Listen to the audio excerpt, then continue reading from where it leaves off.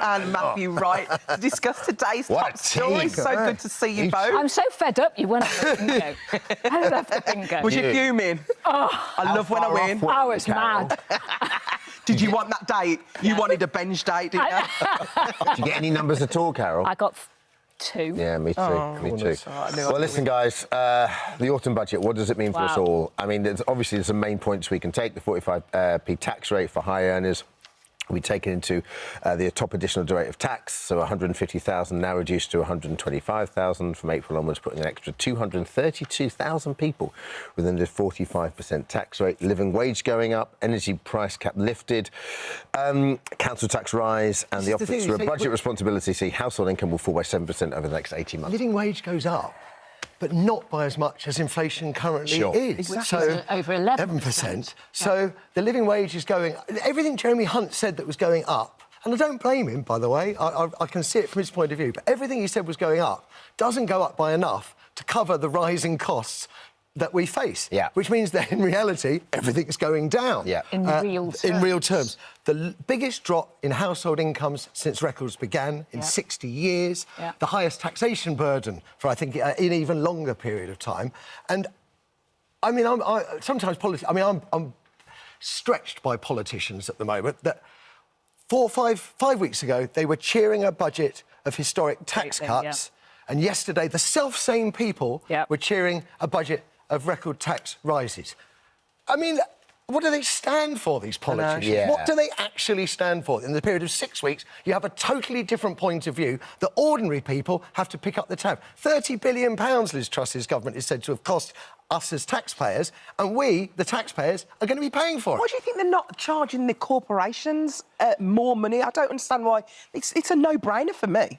What, for the energy companies or for corporations? Corporations in general, why are they not charging them more? Well, I think if they increase corporation tax to above 25%, then it's a disincentive for companies to invest in their own. But why isn't that staggered like income tax? So they are staggering it because of this. What was it? Martin McTague said, he's the chair of the Federation of Small Businesses, and speaking from a business perspective, he said the budget was high on stealth taxation, low on wealth creation. Right. So he's worried about a national insurance increase that has been deferred until mid-2023, which, if you believe the polls, will be when a Labour government's in. So the Labour government comes in and find out that they've got no money to spend on anything because so much of the pain has been deferred by Yes, Carol, what was your take on that? Well, it's very similar. I mean, I was looking at the newspaper headlines, and you know, you've read newspaper headlines a day after every budget for years and years, haven't we? This time, every single newspaper was, you know, even the FT, Hunt paves way for years of pain. Even the Daily Mail, you know, can always find some excuse to praise the Tories, are saying Tories soak the strivers. And one of their journalists said, oh, you know what, there was I thinking we'd voted for Conservatives. And then obviously the Mirror, Carnage, Guardian, from bad to worse, the iPaper, UK's lost decade. And what you know, we can talk about numbers and people kind of glaze over, really, with numbers, but it's horrific. The projections are horrific. But I watched it, and I sat and I watched the telly all day yesterday, deliberately, because I wanted to see what they did. And you said, you know, it has been estimated that the Liz Truss mini-budget, the same people cheering on that, has lost £30 billion from the government coffers. So that was more than half of what he was trying to get back yesterday. And I felt that when I was watching him, he was like a posh salesman in a very nice suit. He was selling the extras very much in the speech. And he was also trying to invoke, you know, we are the customers. So he's trying to say, oh, I'm going to give you some compliments. So he's saying the British people are tough, the British people are inventive and resourceful. And then he even evoked, you know, elements of Churchill in World War II. And he said, you know, we have risen to bigger challenges before. And then I sat there and I thought, I'm a little confused by all of this. You know, I genuinely did. And then when the analysis started to come in, I got even angrier because it isn't just about gas, it's gaslighting.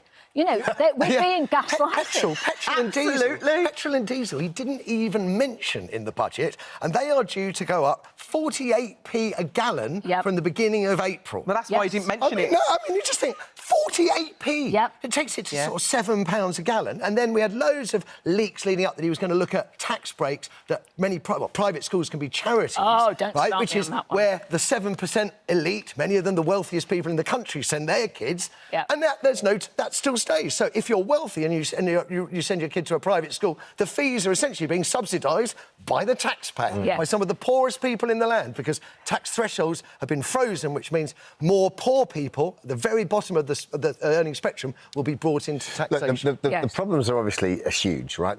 And they are massive. So, but there is.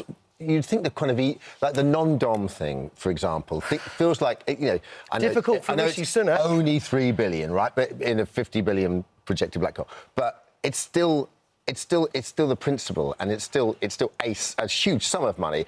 Those are easy wins. Why don't they go on? Three of the biggest cheerleaders for this current government are non-dom-based media moguls, aren't they? Rupert Murdoch's a non-dom, the Rothermers are non-doms. So they play to their fans. It's and it was like that. They're private school, because education is one of my absolute passions. And the proposal was by Labour that they would put VAT at 20% on private school fees. And that would generate, so Jeremy Hunt yesterday said, that would generate 1.7 billion. But we're not going to do that because it's estimated that 90,000 students would then go into the state system, and that would cost the state system. I did my sums on that. And if that were up to 90,000 at 6,500 per child, it's only around £500 million. So it's not 1.7 billion. It's not quid pro quo. So it's also that data came from the board that represents private schools. I mean, it's hardly the most independent. Well, I'd question their maths, but I would, wouldn't I? But the point is, really, it's not just about the numbers, it's about a morality. And I was watching that, and 2/3 of the cabinet went to private schools. It was like, we're looking after the super rich. Rishi Sunak himself, his wife, it is estimated, while he's been a member of Parliament, failed to pay, not illegal, she had non-dom status, not illegal, but failed to pay £20 million just in tax. Now, I genuinely struggle with all of this. 37 billion gone in test and trace. The money just disappeared. It disappeared. £3.5 billion pounds of PPE contracts were given to friends and donors, specifically of the Conservative Party. What can we do? The normal person out there watching this, what can we do? We are stuck. I think you mentioned about voting for this. I mean, we're now in the second Prime Minister on about that the vast majority of people haven't voted for.